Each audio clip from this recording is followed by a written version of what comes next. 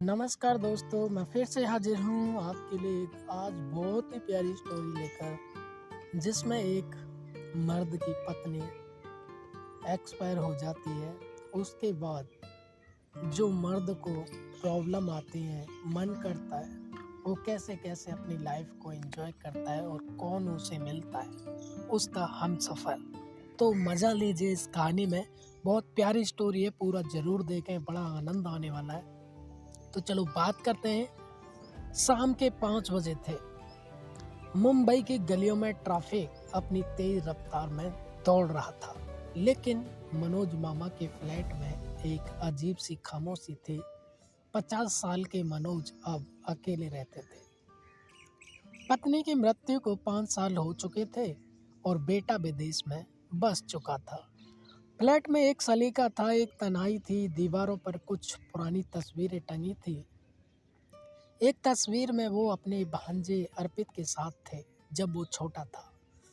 मनोज ने उस तस्वीर को देखा, हल्की सी मुस्कान आई और फिर फोन उठाया।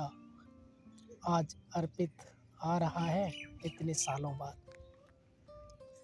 24 साल का अर्पित, जो अभी इंजीनियर की पढ़ाई पूरी करके जॉब के सिलसिले में मुंबई आया था, एयरपोर्ट से सीधे अपने मामा के घर आया। दरवाज़ा खुलते ही मामा और भांजे की नज़रें मिली और एक पुराना दबा हुआ एहसास दोनों की आंखों में कौंध गया।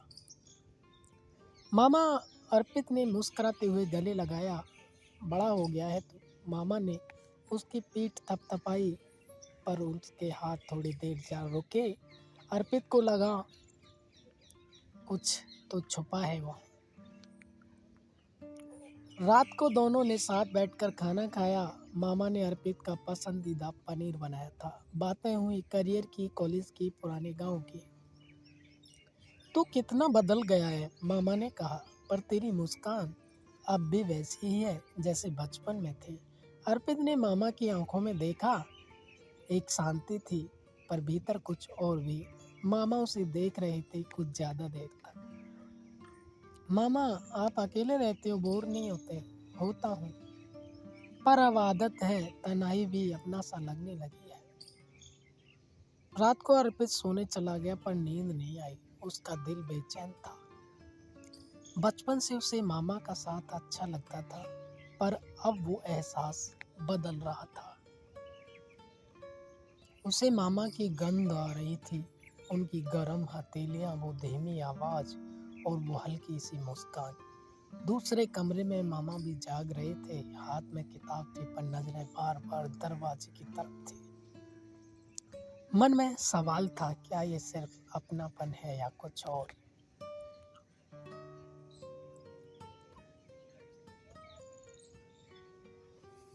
अर्पित उनके कमरे में आया और थोड़ा शर्माने के बाद बैठ गया। मामा ने बड़े प्यार से उसके गाल पर हाथ फेरा और कहा, देख अर्पित, डरने की कोई बात नहीं है। जो तू चाहता है वो मैं भी चाहता हूँ। और दोनों ने रात में बहुत ही आनंद लिया, मजे लिए। सवेरे अर्पित उठकर किचन की तरफ गया तो देखा मामा टी शर्ट और लूज पजामा में चाय बना रहे। उनका उम्र के हिसाब से अब भी कसा हुआ था। हल्की सफेद दाढ़ी और गले में लटकती चेन उन्हें एक अजीब आकर्षण दे रही थी। मामा, आप सुबह इतने हैंडसम क्यों लगते हो? अर्पित ने मजाक में कहा। मामा मुस्कुराए, लेकिन नजरें झुका ली। बेटा तो कुछ भी बोलेगा और मैं सच मान लूंगा क्या? पर अर्पित की आंखों में उस समय खेल नहीं था, एक कोमल गहराई थी, और मामा ने उस नजर को महसूस किया। शाम को दोनों साथ में पुरानी क्लासिक फिल्म देख रहे थे, मेरा नाम जोकर। मामा सोफे पर बैठे थे और अर्पित पास में। अंधेरे कमरे में जब एक इमोशनल सीन आया, अर्पित ने मामा का हाथ थामा। आप अकेले क्यों रहते हो मामा? क्योंकि मुझे अब अपने जैसे लोग नहीं मिलते जो समझ पाए, जो चुप्पी भी सुन ले। अर्पित ने उनका हाथ जोर से थामा और धीरे धीरे अपने कंधे से उनका सिर टिका दिया। मामा थोड़ी देर चुप रहे, फिर आंखें बंद कर ली। उस क्षण दोनों के बीच कुछ टूटकर बाहर निकला था और कुछ नया जुड़ने लगा था। अर्पित बालकनी में खड़ा होकर भीग रहा था और मामा अंदर से उसे देख रहे थे। उसकी टी शर्ट उसकी छाती से चिपकी हुई थी। वो मुस्कुरा रहा था और मामा की नजरें उस पर ठहर गई। भीग मत, ठंड लग जाएगी, मामा ने कहा। तो आप भी आ जाइए ना, अर्पित ने मुस्कुराकर जवाब दिया। मामा रुके, फिर पास आए। दोनों बालकनी में खड़े होकर बारिश को देखने लगे। अचानक अर्पित ने मामा का हाथ पकड़ लिया और उसे गले में रख लिया। आपको कभी किसी ने इतना प्यार पास महसूस कराया है? उसने धीमे से पूछा। मामा कुछ नहीं बोले, उसका हाथ कसकर पकड़ लिया। रात को जब बिजली चली गई, मोमबत्ती की धीमी रोशनी में दोनों सोफे पर बैठे थे। बाहर बारिश अब भी रुकने का नाम नहीं ले रही थी। मामा, क्या आप मुझसे कुछ छुपा रहे हो?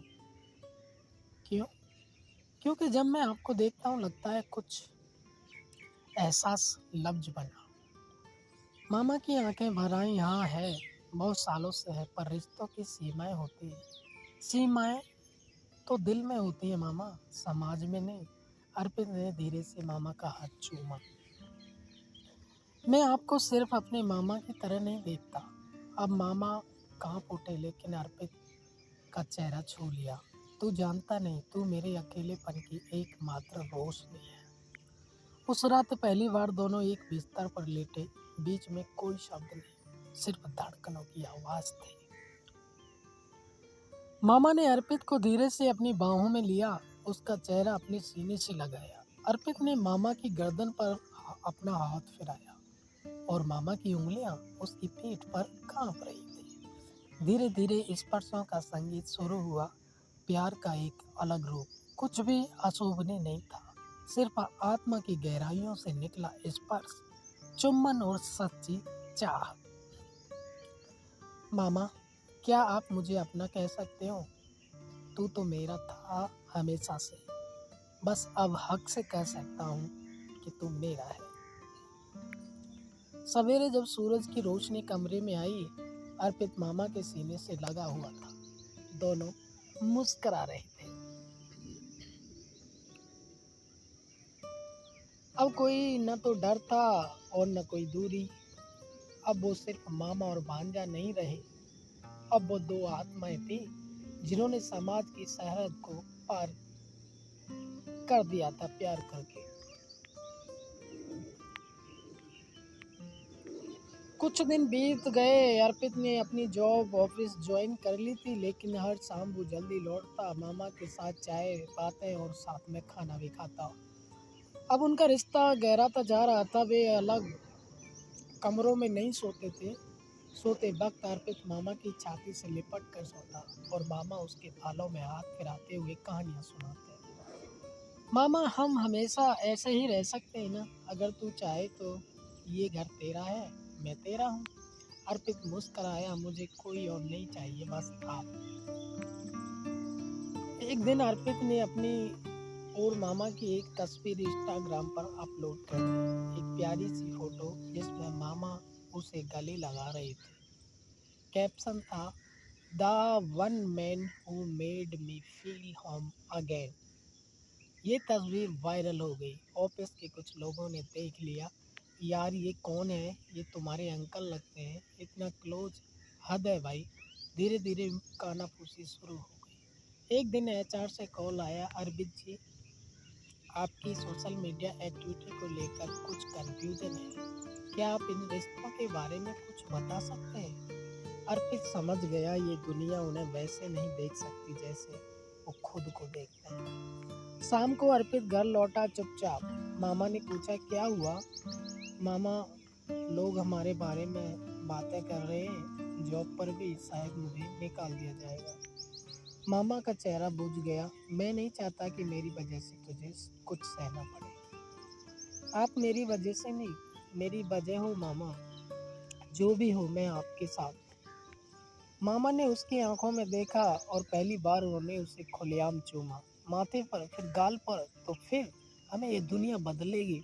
बदलनी होगी या फिर दुनिया की परवाह बंद करनी होगी। मामा का 50वां जन्मदिन आया। अर्पित ने घर को सजाया, केक बनाया और सब कुछ खुद किया, लेकिन कोई मेहमान नहीं बुलाया क्योंकि ये दिन सिर्फ उनका था।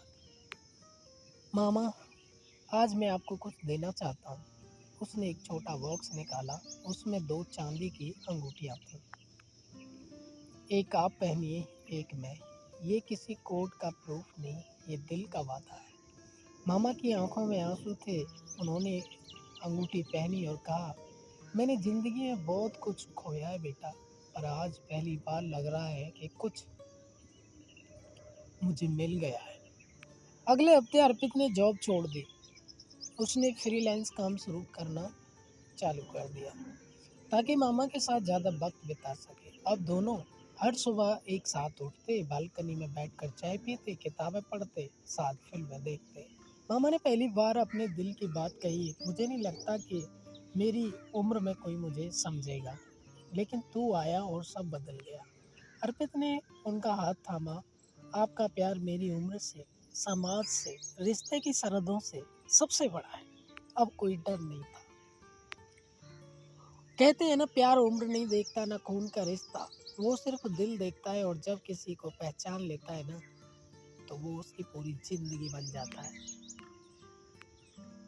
एक दिन नीचे की सोसाइटी की एक आंटी ने अर्पित को टोक दिया, बेटा, वो तुम्हारे अंकल है ना, अब तो लोग बातें बनाने लगे, ठीक नहीं है इतना पास रहना।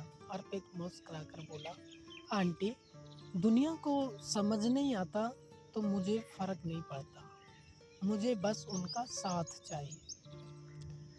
पर मामा ने सब सुन लिया था। उस रात मामा चुप थे, खाना भी ठीक से नहीं खाया। क्या हुआ मामा?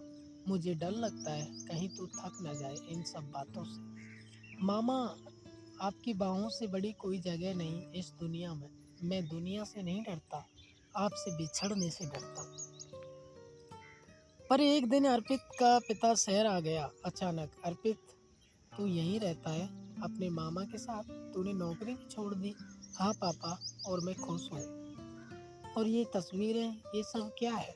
अर्पित चुप रहा। फिर मामा ने धीरे से कहा, भाई साहब, मैं जानता हूँ कि आप क्या सोच रहे हैं, पर यकीन मानिए मैंने अर्पित को कभी मजबूर नहीं किया। हमने एक दूसरे को समझा, सहारा दिया और शायद प्यार भी हो गया।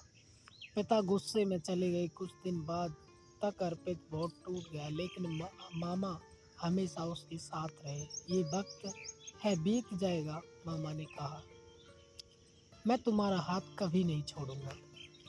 एक दिन LGBTQ रैली हो रही थी मुंबई। अर्पित ने मामा से कहा, चलो मामा, आज हम खुद को पूरी दुनिया के सामने स्वीकार करेंगे। मामा थोड़ा हिचकिचाए पर फिर मुस्कुराए, अगर तू साथ है तो मैं पूरी दुनिया से लड़ सकता हूँ। रैली में दोनों ने हाथ थाम लिया। कुछ लोग देख रहे थे, कुछ मुस्कुरा रहे थे, कुछ फक्तियाँ कस रहे थे, पर दोनों के चेहरे पर सुकून था, जैसे बरसों की कैद से आज़ादी मिली हो। रैली के बीच अर्पित ने सबके सामने कहा, मैं इनसे प्यार करता हूँ, ये मेरे मामा हैं, लेकिन दिल का रिश्ता किसी खून के रिश्ते से नहीं डरता। तालियां बजी, कुछ लोगों की आंखें नम थी।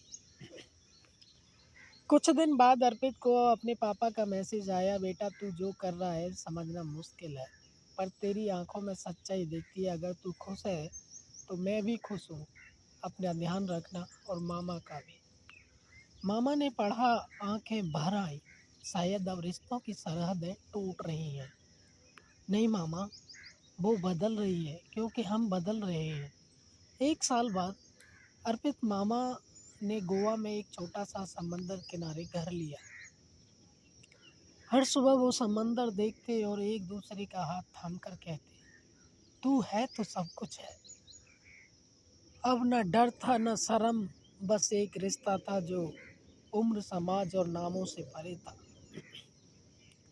एक शाम जब सूरज ढल रहा था, मामा ने अर्पित को गले लगाते हुए कहा, मैंने जिंदगी में सब कुछ खोया, पर तुझे पाकर सब वापस मिल गया। अर्पित ने मुस्कुरा कर जवाब दिया, मामा, अब कोई सरहद नहीं बची, अब सिर्फ हम हैं और हमारा प्यार। संबंधों की जो सरहद एक ऐसी मोहब्बत की कहानी है जो रिश्तों की पारंपरिक सीमाओं को पार करती है और सिखाती है कि सच्चा प्यार उम्र, समाज और परंपरा से बड़ा होता है। तो दोस्तों, आपको हमारे मामा और भांजा की स्टोरी कैसी लगी? कमेंट बॉक्स में अपनी राय ज़रूर दें। और हाँ, यदि आप हमारे चैनल पर नए हैं ना, तो प्लीज़ सब्सक्राइब ज़रूर कर देना।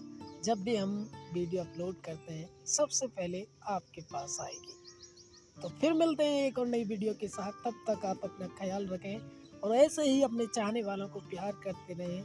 बहुत बहुत शुक्रिया।